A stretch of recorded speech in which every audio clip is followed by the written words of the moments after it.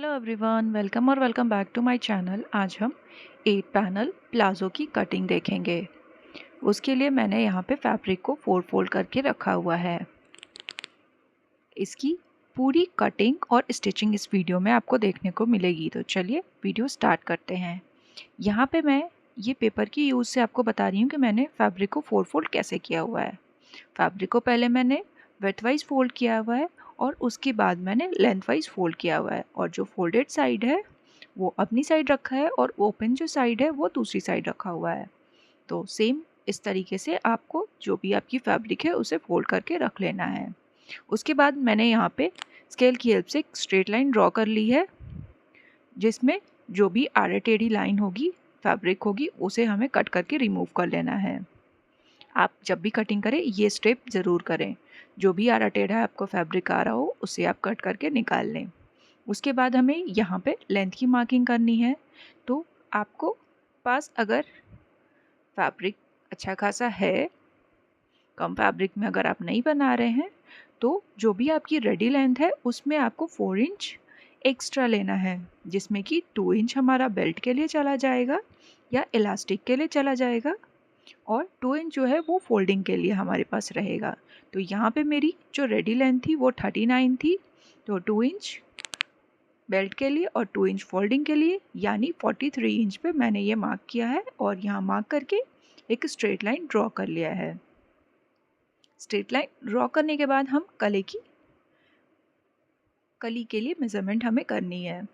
तो यहाँ पे जो मेरी हिप साइज़ है वो 52 इंच है, उसमें मैं 4 इंच लूजिंग ले रही हूँ। अगर आपको एकदम फिटेड चाहिए ऊपर टॉप से तो आप ले सकते हो, ये ऐसे भी लूज़ प्लाज़ो ही बन के रेडी होगा। पर जिनके लिए बन रहा था उन्हें थोड़ा और लूज़ चाहिए था, इसलिए मैंने 52 में 4 इंच ऐड किया है, यानी कि 56 इंच, और 8 कली चाहिए हमें। तो उसके लिए मैं यहाँ पे 8 से डिवाइड करूँगी। तो 8 से डिवाइड करने के बाद हमारे पास आ जाता है 7 इंच, और हाफ इंच मैं स्टिचिंग के लिए लूँगी। तो 7.5 इंच पे मैंने मार्क किया हुआ है, और दूसरी साइड पे भी हमें same as it is 7.5 inch पे मार्क कर लेना है। और ये जो मार्क किया है उससे हमें 2 इंच नीचे आना है दोनों ही साइड पे, जो कि बेल्ट के लिए हमारे पास रहेगी ये स्ट्रेट फैब्रिक। दूसरे साइड भी हमें 2 इंच उस मार्किंग से अंदर की तरफ आना है। और फिर इन दोनों पॉइंट्स को हमें स्केल की हेल्प से या टेप की हेल्प से आपको मिला लेना है। अब इसे मिलाने के बाद ये हमारी जो मार्किंग है वो कंप्लीट हो गई है। अब हमें इसे कट कर लेना है। कट करने के बाद ओपन साइड से तो 4 फैब्रिक हो गया, 4 पार्ट है। जो बंद वाली साइड है उसे भी हमें कट कर लेना है और 4 फैब्रिक कर लेना है, उसे 4 पार्ट्स में डिवाइड कर लेना है। अब जो स्टिचिंग है, जो स्ट्रेट वाला पार्ट है दोनों, वो हमें सेंटर में रखना है और इन दोनों की सीधी सी सिलाई लगा लेनी है। और उसके बाद जो तिरछी साइड दोनों तरफ आ जाएगी तो किसी भी एक साइड हमें सिल के इसे रेडी कर लेना है। ऐसे ही 2 पार्ट्स हमें कंप्लीट कर लेने हैं, और जो बंद पार्ट है वो अपनी तरफ रखना है और जो ओपन साइड है वो दूसरी साइड रखना है। इसके बाद जो 2 इंच हमने बेल्ट के लिए लिया था वो मार्क कर लेना है, और क्रॉच के लिए ये मेज़रमेंट आपको यूज़ करनी है, हिप का 4th पार्ट प्लस 2.5 इंच। और ये लेंथ जहाँ पे आ रही है वहाँ पे मार्क करके, और अंदर की साइड हमें 2.5 इंच ले लेना है।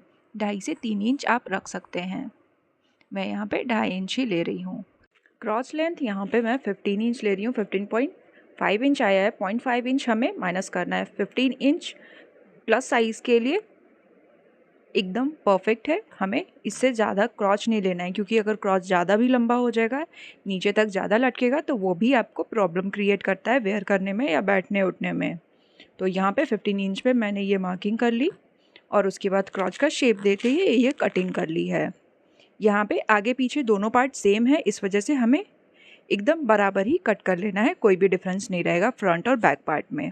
अब दोनों पार्ट को कुछ इस तरह से ले लेना है, और साइड में 1.5 या 2 इंच जितना ऊपर लेते हुए ये हल्की गोलाई देते हुए हमें कट कर लेना है फैब्रिक को, क्योंकि जब हम सिलाई करने के बाद वेयर करें तो ये साइड से कोने ना लटके। तो इसके लिए हमें ये शेप दे देनी है। और यहाँ पे ये हमारे प्लाज़ो की कटिंग कंप्लीट हो गई है। अब हम इसकी स्टिचिंग देखेंगे। तो उसके पहले ये देख लीजिए कि ये हमारा प्लाज़ो पैंट कट के कुछ इस तरह से आ गया है। अब क्रॉच हमें लेना है और सिलाई करनी है।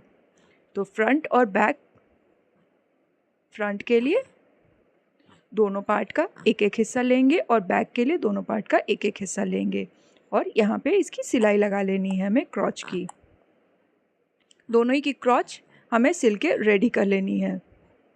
तो चलिए मैं इसे सिल के फिर आपको दिखाती हूँ। ये देखिए, सीधी साइड दोनों की अंदर की तरफ रखते हुए रॉन्ग साइड पे हमें सिलाई लगा लेनी है। उसके बाद हम ओपन करके आगे की स्टिचिंग करेंगे। यहाँ पे मैंने ये दोनों क्रॉच ही सिल लिया है। ये देखिए, फ्रंट का भी और बैक वाला भी, दोनों पार्ट को एक साथ सिल के रेडी कर लिया है। अब इसे कुछ इस तरह से सेंटर से ओपन करेंगे। ये हमारा टॉप वाला पार्ट हो गया जो कि बेल्ट वाला पार्ट है। यहाँ पे हमें इलास्टिक इंसर्ट करना है, तो उससे पहले हम इनर थाइज़ की स्टिचिंग करेंगे। तो यहाँ पे मैं दिखा रही हूँ। इनर थाइज़ की आप जब भी स्टिचिंग करें सेंटर से पॉइंट लेते हुए स्टिचिंग करें। सेंटर वाला जो सिलाई है, क्रॉच वाला एरिया, वहाँ से ही सिलाई स्टार्ट करें और इनर थाइज़ सिलने के बाद हम बॉटम को फोल्ड करेंगे। ये देखिए, यहाँ पे ये मैं आपको बता रही हूँ। ये वाला हो गया हमारा टॉप वाला पार्ट जहाँ हमें इलास्टिक इंसर्ट करना है और यहाँ पे ये क्रॉच वाला एरिया। तो क्रॉच दोनों सेंटर से मिलाते हुए हमें इसकी स्टिचिंग करनी है। आप चाहो तो सेंटर से ही स्टिच करना स्टार्ट कर सकते हो, बट मैं यहाँ पे नीचे से स्टार्ट कर रही हूँ। सेंटर से मैं मिला के देख ले रही हूँ, छोटा बड़ा तो है नहीं। अगर कटिंग आपकी सही होगी तो कभी भी छोटा बड़ा नहीं होगा, और थोड़ा बहुत होगा भी तो बहुत माइनर सा डिफरेंस होगा, तो वो हम स्टिचिंग करने में या फिर जब फोल्ड करेंगे तो उसमें छिप जाएगा, नहीं तो कट करके निकाल देंगे। तो यहाँ मैं बॉटम से इसे स्टिच करना स्टार्ट कर रही हूँ और 1 इंच इतना मार्जिन लेते हुए मैं पूरे को स्टिच कर लूँगी। एक साइड से स्टार्ट करेंगे और दूसरी साइड तक इसे हमें स्टिच कर लेना है। अगर आप चैनल पे पहली बार आए हो तो प्लीज़ चैनल को सब्सक्राइब कर लें और वीडियो को लाइक करना बिल्कुल भी ना भूलें। यहाँ पे ये मैंने इलास्टिक लिया है। इलास्टिक के लिए आपको हिप का फोर्थ पार्ट प्लस 3 इंच करना है, यानी कि 16 इंच। तो ये मैं आपको दिखा रही हूँ कि ये मैंने डबल में 16 इंच लिया है। ये 13 हिप का fourth part plus 3 inch. Double में आपको इलास्टिक ऐसे लेना है 16 इंच, 16 यानी 32 इंच। और यहाँ पे हमें दोनों को ज्वाइन करते हुए सिलाई लगा लेनी है। अगर आप चाहो, अगर आपको ऐसे लगाने में प्रॉब्लम हो रही हो तो पहले आप ऊपर वाले पार्ट को कंप्लीट कर लें और उसके बाद फिर जैसे आप डोरी के लिए बनाते हैं वैसे ही इलास्टिक को इंसर्ट करके और उसके बाद स्टिच लगा लें। यहाँ मैं एक साथ में ही इलास्टिक और ऊपर वाली पट्टी पलटूंगी। तो चलिए वो भी मैं आपको दिखाती हूँ। यहाँ हमें 1/2 इंच जितना फोल्ड करना है। 2 इंच मैंने लिया हुआ था और ये 1.5 इंच जितना ये इलास्टिक की विड्थ है, तो 1/2 इंच जितना मैं फोल्ड करूँगी कुछ इस तरह से। आप चाहो तो सबसे पहले 1/2 इंच जितना फोल्ड करके पूरे राउंड में सिलाई लगा लो और उसके बाद फिर इलास्टिक को अंदर रखते हुए पूरे राउंड में आप सिलाई लगाओ। इलास्टिक के लिए सिलाई लगाते वक्त ध्यान रखिएगा कि इलास्टिक पे हमें सिलाई नहीं लगानी है। और उसके बाद कुछ इस तरह से खींचते हुए इलास्टिक को पूरे में फैला लें और सेंटर में एक स्टिच लगा लें। 1 या 2 स्टिच आप जैसा चाहें। अगर इलास्टिक आपकी ज़्यादा चौड़ी है तो आप 2 स्टिच भी लगा सकते हैं थोड़ी थोड़ी डिस्टेंस पे। इलास्टिक हमारा कंप्लीट हो गया। अब हम बॉटम फोल्ड करेंगे।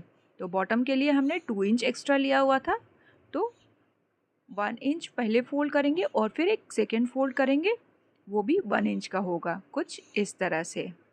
और इसके बाद हमें इसके ऊपर से सिलाई लगा लेनी है। तो चलिए ये भी मैं सिल लेती हूँ और इसे सिलते ही हमारा प्लाज़ो बन के रेडी हो जाएगा। आपको ये वीडियो कैसी लगी मुझे कमेंट में ज़रूर बताएं, और वीडियो अच्छी लगी हो तो like and share with your family. ये देखिए, ये हमारा प्लाज़ो कंप्लीट हो गया। ये बॉटम भी कितनी अच्छे फिनिशिंग के साथ हमारा कंप्लीट हो गया है। अब इसकी आप ऊपर प्रेस कर लीजिए और भी बढ़िया लगेगा। और ये रहा इसका final look. Thanks for watching.